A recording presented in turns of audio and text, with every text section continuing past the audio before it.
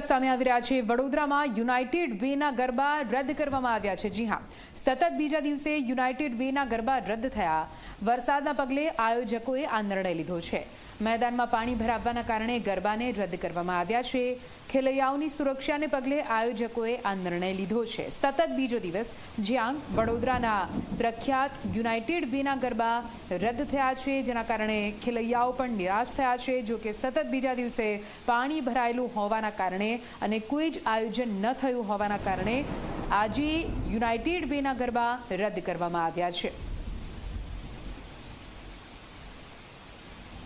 તો મેદાનમાં પાણી ભરાઈ ગયું છે અને હજુ પણ વરસાદની આગાહી છે, તેને જોતા હાલ તો ગરબા રદ કરવાનો આયોજકોએ નિર્ણય લીધો છે। વધુ માહિતી સાથે સંવાદદાતા રવિ ફોનલાઈન પર જોડાઈ ગયા છે। રવિ, ગરબા થશે કે નહીં થાય? જો કે હવે ફાઇનલ આવી ગયો છે સામે કે આ ગરબા આજે પણ રદ કરવામાં આવ્યા છે।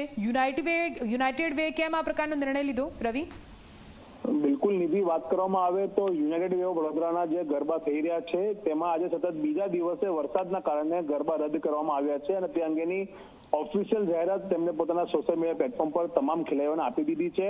મહત્વની બાબત છે કે ગરબા ગ્રાઉન્ડમાં હજુ પણ કાદવ કીચડ છે, કેટલીક જગ્યા પર પાણી ભરેલા છે, જેના કારણે આયોજકોએ ખેલૈયાઓની સુરક્ષાને ધ્યાનમાં લઈને આ પ્રકારનો નિર્ણય લીધો છે। આયોજકોનું કહેવું છે કે તેમના માટે ખેલૈયાઓની સુરક્ષા એ પ્રાયોરિટી છે અને ગરબા તેઓ કરવા માટે ઉત્સુક છે, પરંતુ કીચડ હોવાના કારણે તેઓ ગરબા નથી કરી શકતા, જેના કારણે આજે બીજા દિવસે પણ ગરબા રદ કરવામાં આવ્યા છે। બીજી તરફ તમને વાત કરું કે વડોદરા શહેરમાં હજુ પણ વરસાદી માહોલ છે।